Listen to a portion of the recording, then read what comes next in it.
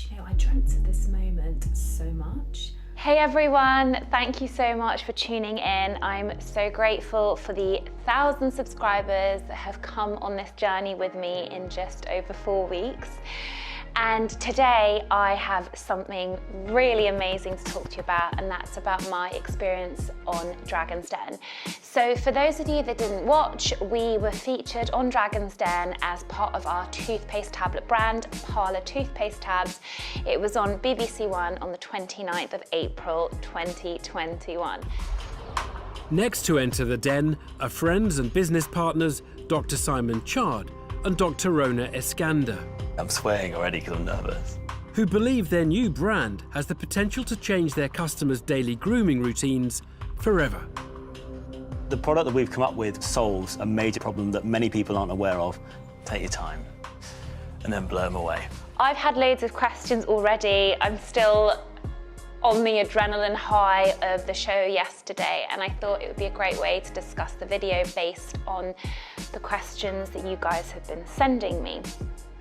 Please subscribe and like to my channel. I ask you guys every time, but your support means so much, and it means that I can continue to spread the word and go out there and give all the information that you need. So I think the most important thing is to really start about explaining my journey with Parlour. Parlour is an eco-friendly toothpaste, i.e. a toothpaste tablet. And it all started because me and my business partner, Simon, had constantly been approached by loads of different companies to become ambassadors. We were working for various toothpaste brands. And we really looked into toothpaste because we'd never really thought about the ingredients in toothpaste, or, you know, about the plastic that it was placed in and lots of different factors. And we wanted to basically explore what's going on with the products out there.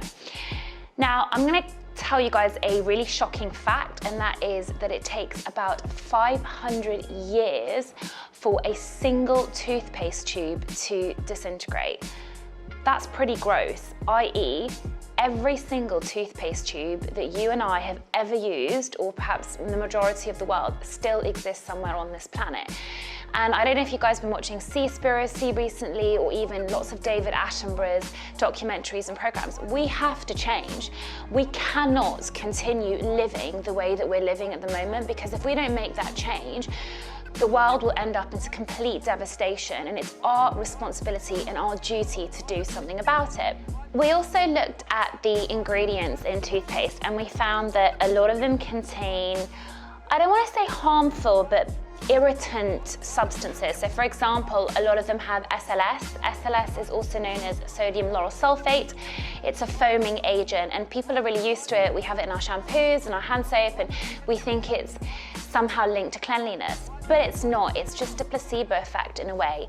And for people that have really sensitive mouths or have recovered from certain treatments, such as cancer treatments, their mucosa, i.e. the kind of inner lining of their mouth, is very sensitive, and they can't use products that contain SLS. They're going to be more prone to ulcers. Really importantly as well is that SLS comes from palm oil, and as we know, palm oil is one of the greatest causes of deforestation and devastation, and ruining the homes of beautiful animals, including orangutans. So we really wanted to be SLS free, totally ethical, and we wanted to take away plastic tubes from the situation. We don't want it to be recyclable, because let's be honest, being recyclable still requires you to cut a tube, wash out the toothpaste, clean it all out, put it into a recycling bin, and not a lot of people do that. Johnson & Johnson did a study, in fact, and they found that barely any households actually do recycle bathroom goods in the way that they should. So take out the recyclability, make it reusable. And that's the great thing about Parlour, because they're sold in reusable glass jars and refills come in compostable bags. Plus, we wanted to deliver the product as infrequently as possible to ensure that we're also reducing our carbon footprint.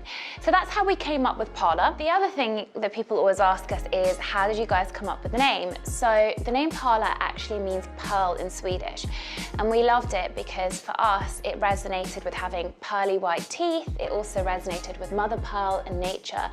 And we love the Scandinavian feel of it all, especially with other brands that we like LAURYL and Aesop, and we wanted to give it that feel. And I guess as well it's because people aren't necessarily proud of the toothpaste that they have, but we want you to be proud of the product that you're using, which is ultimately making a massive change. And if we all work together, we can really change a global problem. So it's all about us working together as a tribe.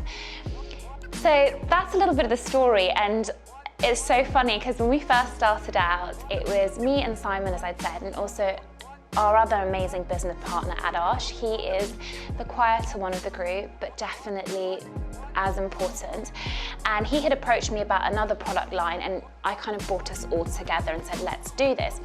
And I remember us going into his clinic on Harley Street one day and literally looking at Pantone charts to discuss what color we wanted to make the toothpaste tablet container, and feeling completely lost and at sea with it all. You know, we'd never done a product. We didn't know how to even start a product. You know, we came up with the names. Simon actually came up with the name, and he even said, if this works, I'm gonna call my second child Parla. So, you know, I have to hold him to that because he's had a second child already, and I don't see the name Parla in there. But the other kind of nitty gritty of it was, you know, it took a lot of time. We had to sit there after work, you know, being dentists that work 9 to 5, 9 to 6 or later every day. We had to go and meet up. We had to come together about colors, logistics, ingredients, and so forth. And we really put our heart and soul into every aspect of it. Simon then brought on another partner as well that had a lot of commercial experience, and she helped us as well with lots of different aspects of the brand and the product. And then eventually was the birth of Parla, and we worked with a creative agency as well to make sure that product was exactly the way that it should be. So there's a lot of back and forth going before the actual product is made, tasting, trialing, scrutinizing things like the lid, the packaging, and so forth. Anyways, so we launched at the beginning of lockdown, March 2020. You know, there's no worse time to launch a business, and people will recognize how difficult that is. Having said that, we really recognized that it was important for us to connect to people in our audience during this difficult time, and everybody was going online. And one of our main sources of distribution is direct to consumer, i.e. people can order it from the comfort of their home. So really focused on building an online presence, connecting with our tribe, as we call it, ensuring that we really understood the people that were helping support us and making them understand about what we call our hashtag one small change, because it is changing a habit of a lifetime. Now, I'm giving you a lot of background about the product, but I know that you guys are really here to hear about Dragon's Den because it's so fresh and everyone wants to know about it. So I have an amazing patient who came to see me, and she had seen Parla and asked me about it. She was recommended to me by another friend, and she loved the idea of Parla. We told her all about it, and she asked if it could be delivered to her offices. Turns out that she worked for ITV This Morning. And before we knew it, a few months later, we saw that Parla was being featured in an eco feature with Holly and Phil. And I don't know if anyone remembers Phil literally swallowing the tablet as a whole. And we're like, no, chew for 5 seconds, do not swallow that. But anyway, it got us a lot of intrigue. I think people didn't know what it was. They were very curious. They wanted to know how it worked and how they could also try it. From that, we got an Instagram message a few days later from somebody that works for Dragon's Den, and they said, we saw you on This Morning, we love it, I'm a researcher, and we'd love to see if you guys would be interested in coming on Dragon's Den because we think it would be great.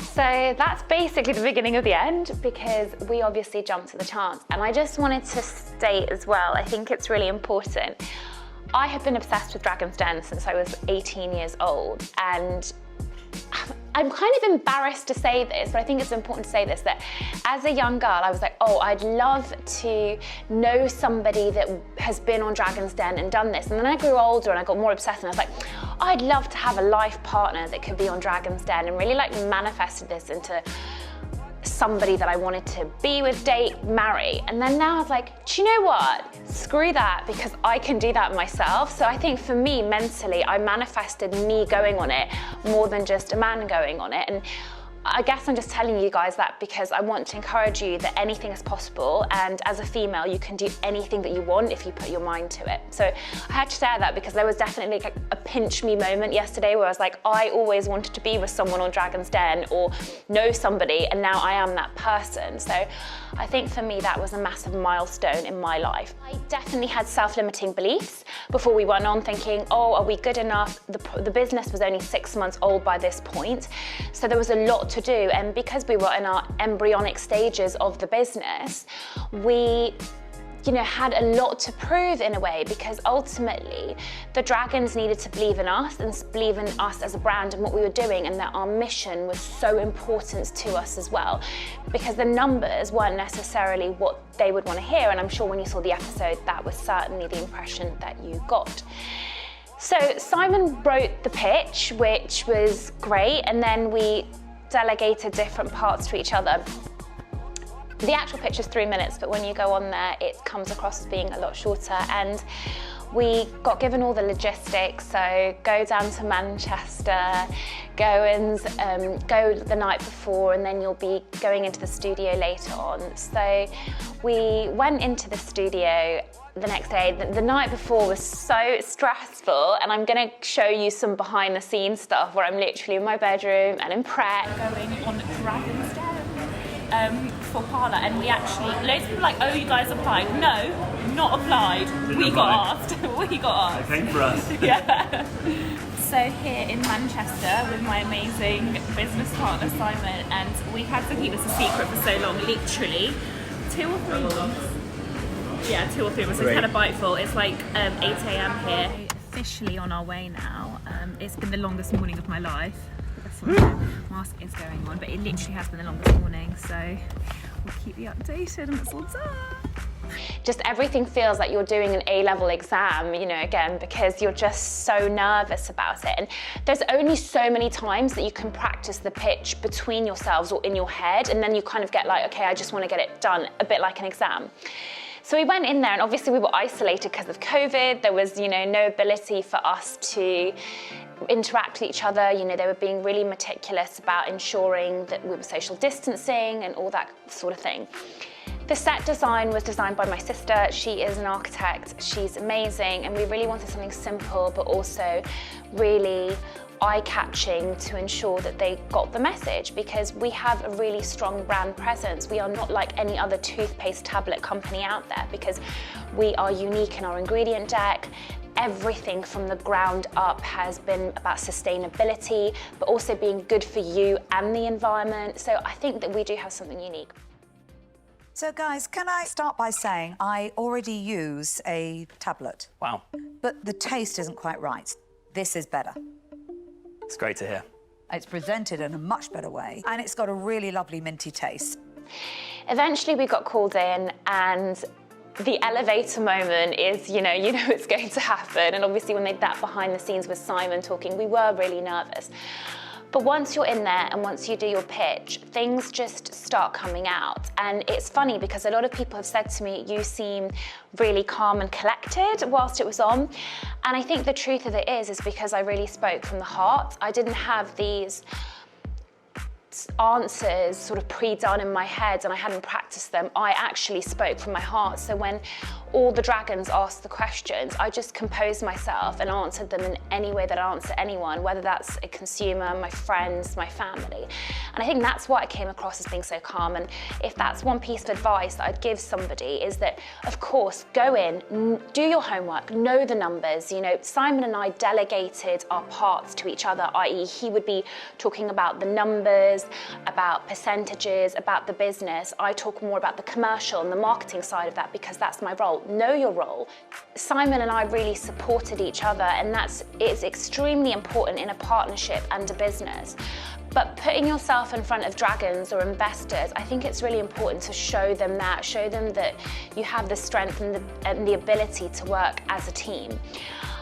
I think it's also really important not to blag things. So I think a lot of people make the mistake by trying to get themselves out of a hole by making it up, whereas they actually didn't show some of the edits, but there were some questions that we didn't know the answer to, and we didn't blag it, and we said, no, we don't know the answer to that.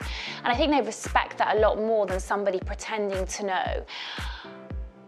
Would I do it again? 100%. I think it was an amazing experience because it puts you in front of incredibly knowledgeable, powerful, professional individuals. And you know, who knows, you could be in their position one day if you want to, you know, really test the limit. But putting yourself in front of them shows that you've got the ability to speak to them and convey value. And I think that's the greatest thing, because although we didn't walk away with a deal, did we care? Of course we cared. I think, you know, it's very difficult to say like, yeah, we didn't care. We got the offer, which was really important. It wasn't the offer that we wanted, and we had to stick to our grounds. And I think before you do something like that, understand where you are, the value of your business, and what you're willing to do. And that's not just with a business that includes a product. It's like anything, you know, whether you're a hairdresser, a photographer, a dentist, a doctor, you have your value and your worth. People will try to bring you down or up, depending on that, whether it's financially or emotionally, and it's kind of your job to set boundaries in a way. So we had set a boundary, and we stuck to that.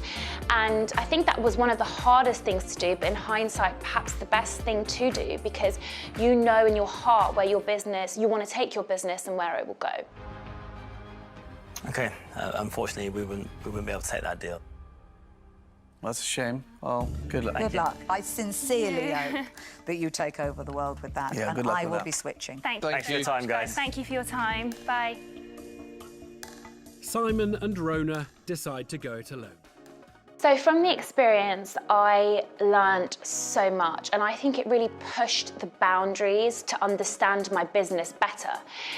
And again, I liken it to an exam in a way, because of course you've got an idea of what's going on in your business, but you don't know the nitty-gritty, the Excel spreadsheet, the numbers, the absolutes of your margins and everything like that. But going on Dragon's Den and knowing that you're going to be grilled on that forces you to really know those things. And I don't think that that's necessarily a bad thing. And I don't think I would have delved so deep into detail about the commercial aspects, the marketing aspects, the numbers in the way that I did before the show. But it forced me to really kind of go at lightning speed into all of that, to show them that we really knew our business. And I guess it is the same as an exam, as I keep saying, because you revise things in a way and really understand, because you want to project your knowledge and you want to do well. Would I do anything differently? I think that in hindsight, maybe. I know we came back with a counteroffer.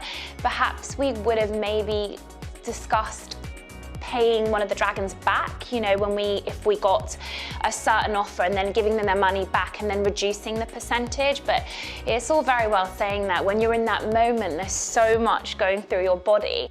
Should we guess the war? Yeah. Simon and Rhona now have a joint offer to consider. The other thing that we could have done is they were very interested in our new product SKUs. So we've got Parlour Pro that's just come out. We're so proud of it.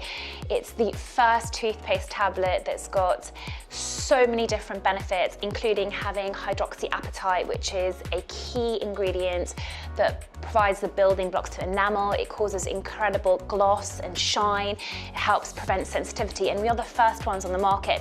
We talked about that later on because we had Parlour Original, but that really grabbed their attention.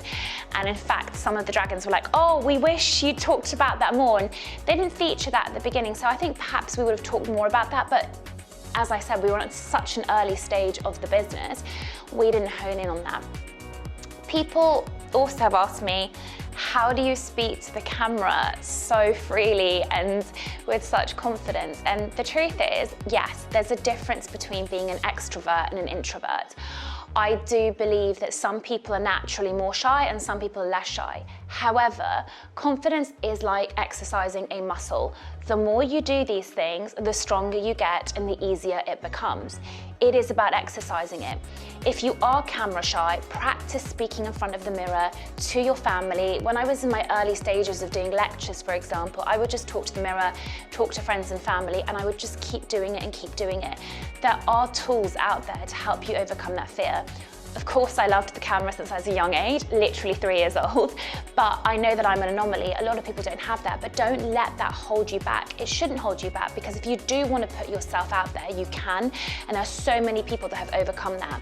Another top tip is, and again, I did this before Dragon's Den, is watch TED Talks. I know it sounds crazy, but lots of TED Talks with some inspiring speakers, they will do some things with their body language or their verbal communication that you may notice that draws you in as a listener. And I note them down, and then I try and emulate it in the things that I do. So yeah, I think that's really pretty much my message when it comes to the confidence in front of the camera and not having any self-limiting beliefs. You can absolutely do it. Just make sure that you know what you're talking about. You're doing it with passion. You're not just doing it for the sake of it. You're not doing it to just be on the camera, and have a mission in life and know your why. We know why we want Parlour to work. We want to make a huge difference to the way that people think of toothpaste. We want to change a habit of a lifetime, and we want something that's good for you and the environment. We've got our mission statement down to a T, and we think about it every day in everything that we do. So yeah, sorry for the cheesy interjectory, but you know, I am speaking from the heart, as I always try and do. I could get it off the shelf, but I don't have the credibility of those two. They're young, they look right, they are very good. We're just going to keep going, and hopefully we will be the #1 toothpaste in the world. Thank you so much for tuning in and listening to me. I hope I haven't been rambling. I know that you wanted to hear more of the emotional content. I know you guys enjoyed my egg freezing video, for example, so I'm trying my best to give you all of that. I'm so grateful again for you being on this journey with me, and please don't forget to drop a comment in the comments box as well, because I'd love to know more about what you think and whether you enjoyed the episode. And of course, don't forget to subscribe to me and Parlour if you like this.